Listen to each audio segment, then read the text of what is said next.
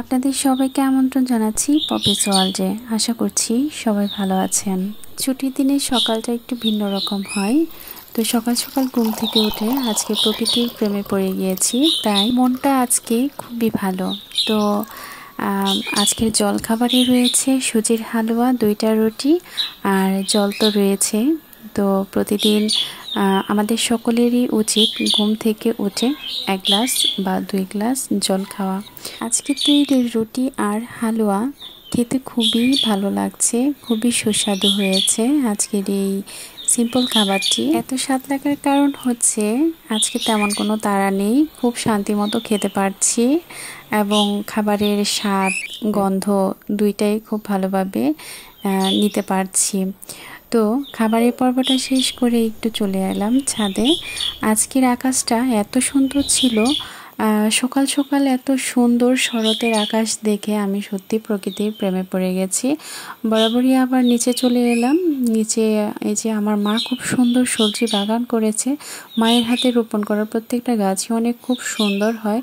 পুঁই শাক লাগিয়েছে, তারপর মিষ্টি কুমড়া গাছগুলো দেখুন কত সতেজ হয়েছে। এখানে একটা তুলসী গাছ রয়েছে, ঔষধি গাছ হিসেবে তুলসী গাছটা অনেক ভালো।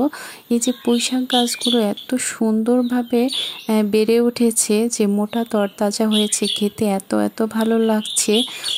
তো আজকেও চলে এলাম তুলে নেওয়ার জন্য পুঁই শাকগুলো। একটা কলা গাছ লাগিয়েছে, মাঝে মধ্যে কলা পাতায় খাবো।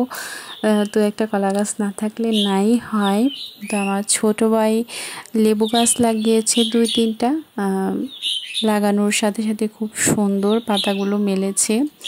মাটিতে আসলে সবজিগুলো লাগালে মাটির আলাদা একটা শক্তিতে গাছগুলো খুব সুন্দর সতেজ এবং তরতাজা হয়ে ওঠে। কচু গাছগুলো খুবই ছোট ছোট ছিল, এগুলো বেড়ে উঠছে ধীরে ধীরে। তো পুঁই শাক আমি কেটে নিয়েছি, যে পুঁই শাকগুলো বেশ মোটা এবং তরতাজা হয়েছে সেগুলো আমি কয়েকটা ডাটা আমি কেটে নিয়েছি। আজকে একটা নিরামিষ আইটেম হবে বলে আজকে এই নিরামিষ আইটেমটা এই যে পুঁই শাকগুলো ভালো করে কেটে কুটে ধুয়ে নিয়েছি।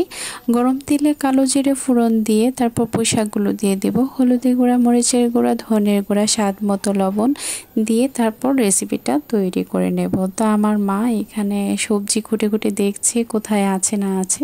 শরতের আকাশটা এত সুন্দর ছিল, এক পাশে মেঘলা এক পাশে নীল আকাশ, খুবই ভালো লাগছিল সকালবেলা এই পরিবেশটা দেখে। ধন্যবাদ সবাইকে ভিডিওটির সাথে থাকা।